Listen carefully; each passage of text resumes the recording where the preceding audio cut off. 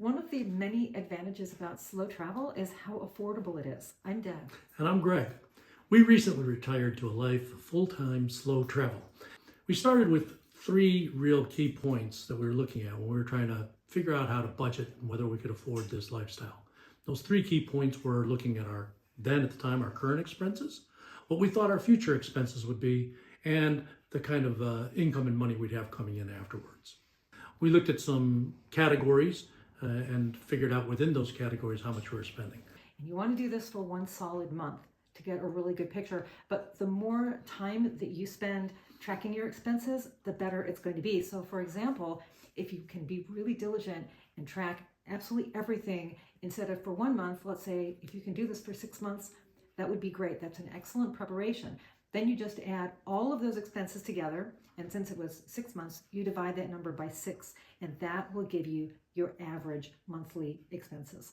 Something that I want to mention before we go to the next numbers is that we really love credit cards. They are they're such an important part of slow travel for a number of reasons. First of all of your expenses are going to be in one place in your account. It's very, very easy to track your numbers. It's certainly less work than having a pencil and paper and adding everything up, although I like that just fine as well. But of course, in an account, it's much easier. Credit cards, especially done right, they come with all kinds of rewards. And by the way, we're going to have a separate video on that. Greg did a huge amount of work on the science of credit cards and how to really use them effectively. So please don't go out right now and start ordering credit cards, because it's so important that you don't do them too fast and then use up your ability to get the ones that you really need as quickly as possible. They're so important to this whole process. The other last thing I want to say about the credit cards is that back in the old days, everybody did foreign currency exchange by bringing their own currency or traveler's checks and then doing money exchanges. So you do that, you're paying for the exchange. Then when you have too much money, you have to pay to exchange it back, or you leave your money lying in a wallet, you forget about it, you come back to your country with all these extra coins and bills, and you basically end up burning the money that you exchanged that you never used. With credit cards, you never have to worry about that. Yeah, I think it's a really good point about the credit cards. One of the things to keep in mind is it's going to depend on where you're going to be traveling to, because in some places, some countries are more credit card friendly than others. Right now, for example, here we are in Wales, and we were surprised when we crossed a toll bridge that charged 30 pence. 30 pence fee to walk across the toll bridge. And they took a credit card. Right. So they take credit cards for literally everything here. But when we were in Portugal, in the Algarve, in Albufeira, there were quite a few places that cash only. So you really do need to know where your destination is. But that doesn't change the overall message about how important and useful credit cards are to making this work. I think with that in mind, let's talk a little bit about how we, kind of a little bit about the nuts and bolts. We're not going to go too deep into that, about how we figured out whether we could afford this lifestyle.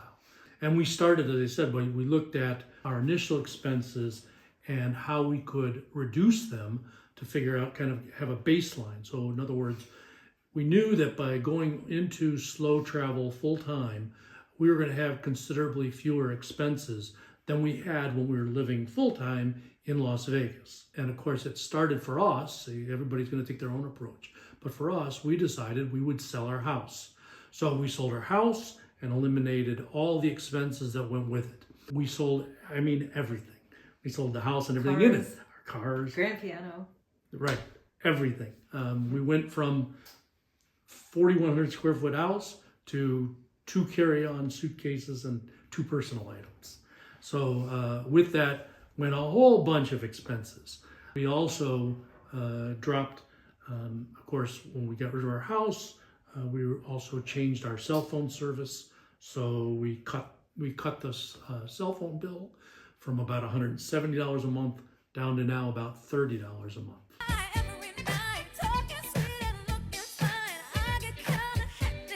Yeah, another one of our really huge changes was when we no longer needed our US-based health insurance, which we don't have to tell you are very high costs.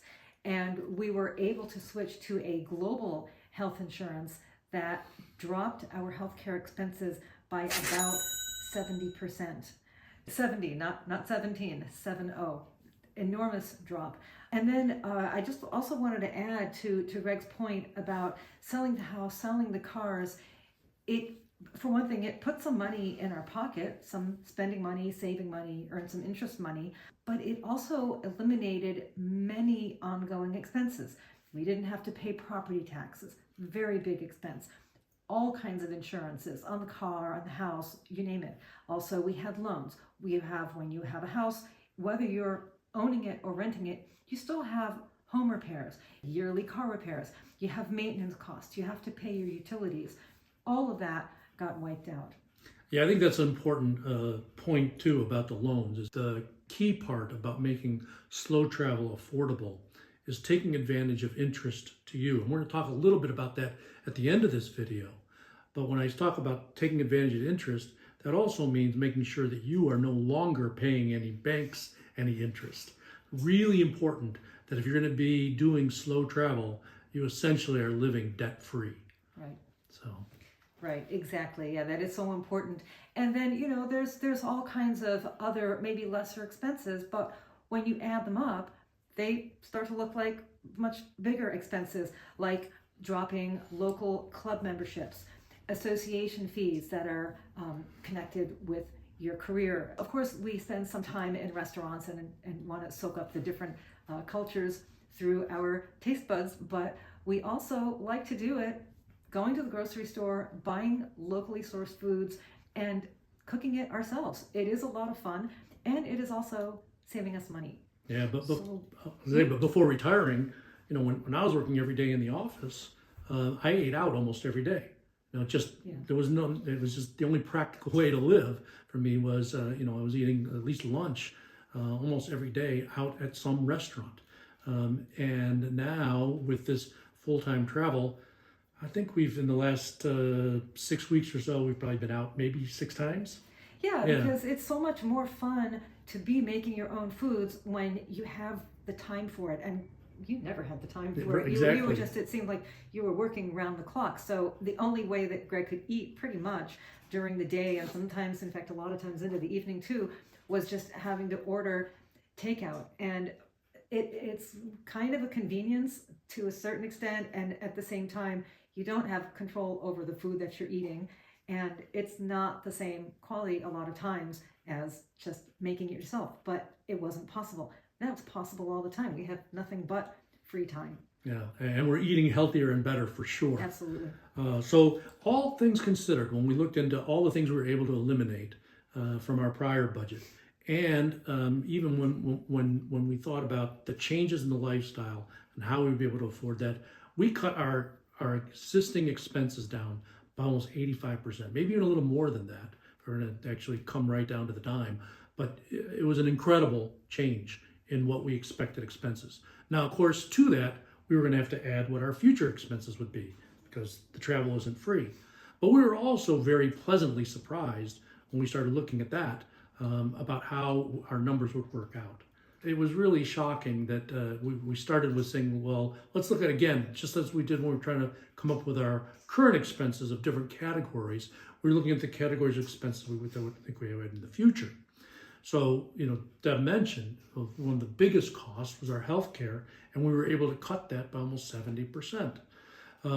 Similarly, it was surprising to find out that when we started looking at what lodging would cost and compared that to what we were paying for maintaining our housing, we spend far less today for housing than we did before we started travel.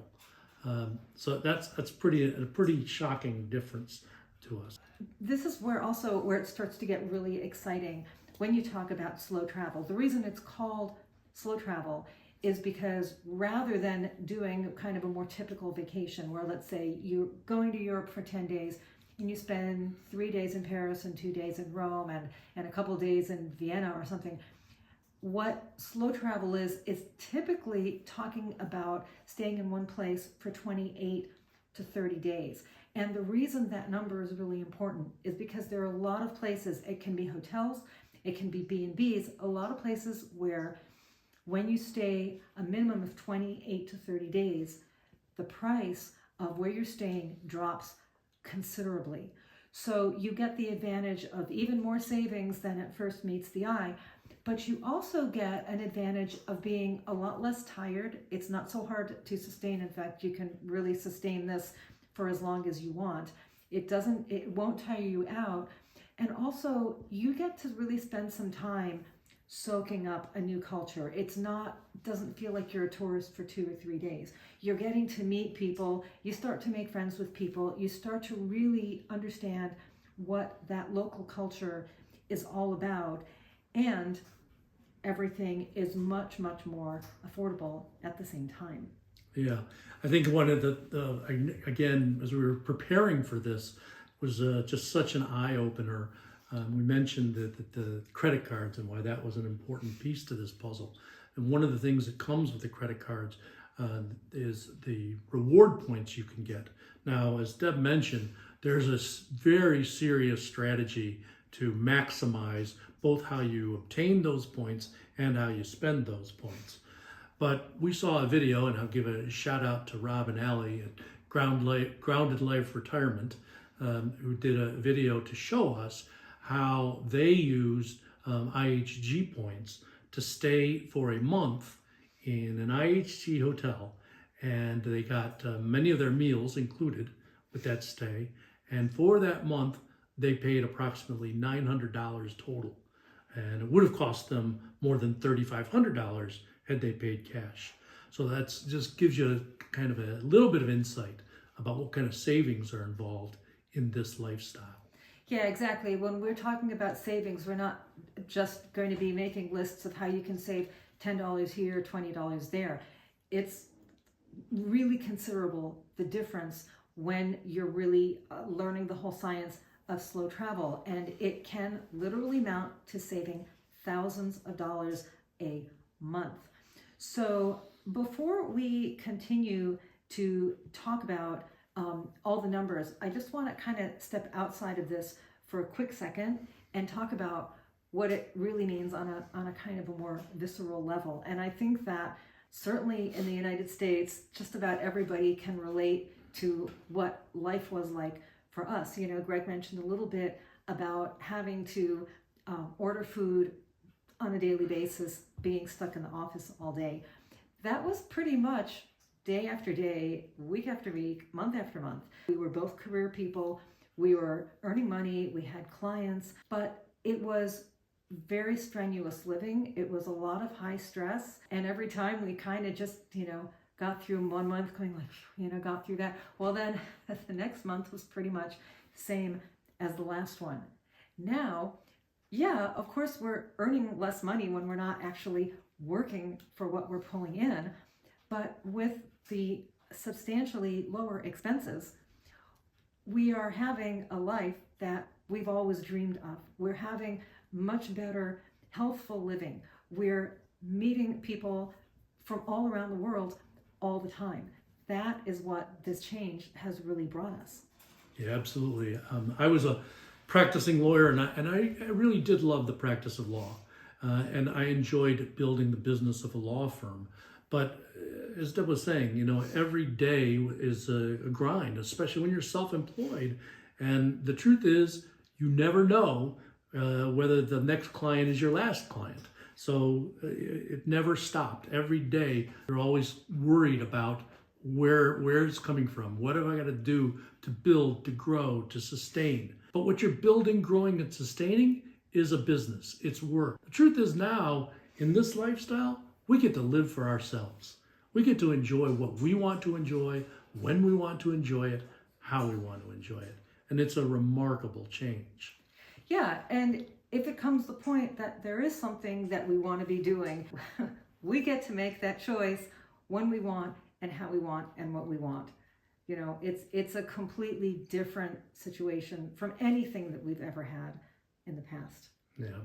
suffice to say, we are full-time fans of being full-time travelers. Yeah, I think we'll stick with this. Yeah, absolutely. At this point, I think the last piece of the puzzle is kind of the basics that you need to look at for your own situation to make sure that you've got the adequate finances to live this lifestyle. And we've talked a little bit, about how you assess what it costs, but of course, you have to have a sense of, do you have those kind of funds to cover those costs? And really, there's just four essential categories that you're going to be concerned about, right? One, you got to make the choice. Are you going to continue to work, right? Are you going to do it remotely or have other stream of income basically coming from goods or services that you provide? Number two, if you have savings, and you certainly should have some savings if you're going to engage in this lifestyle. But if you have savings in retirement, you got to look at, are you going to withdraw some of that savings or retirement that you built up or contributed? Number three, right? What kind of investment income do you have coming in? And finally, if you have retirement accounts, 401ks, IRAs, pensions, which could include Social Security, you want to look at how much you're going to draw out from those sources too.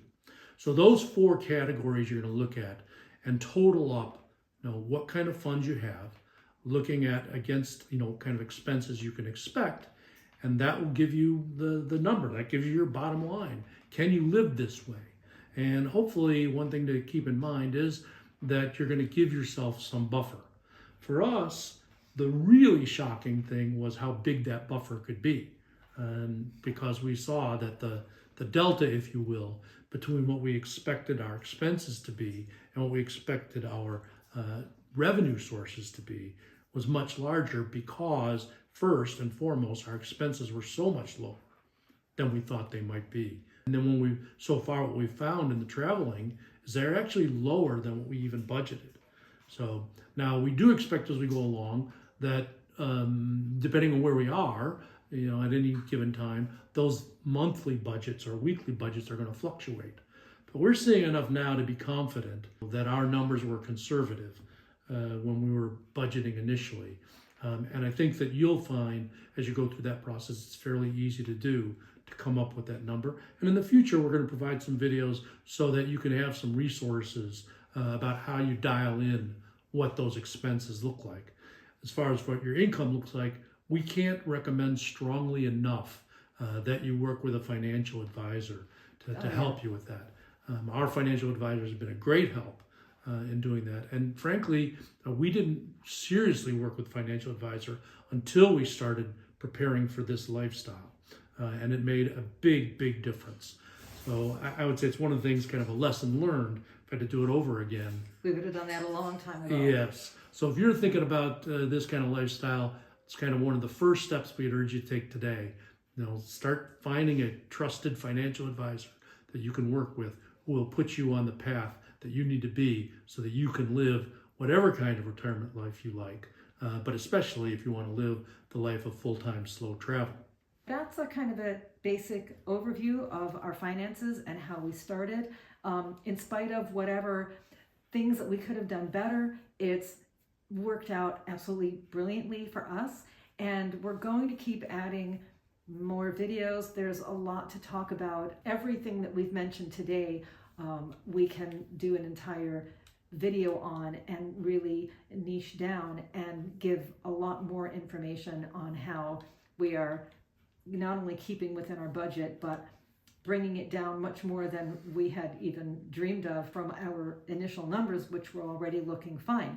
We're going to be doing that, and we're certainly going to be adding some videos about some of the amazing trips that we have already done. And we've only been at this, I think, about 3 months. And there's so much that we have enjoyed, and so many cultures that we've learned about already. I think that's it. And we are going to wrap up now and head out for a walk in the beautiful mountains of Snowdonia National Park in Wales, where we are enjoying our current stay and where we are currently living our dream. So hey, before we could leave, if you like this channel, it would really help us. We want to build it up and share our experience with everyone. So please like and subscribe, and really helpful if you take just a short moment to take a look at one of the other videos on our channel. Thanks.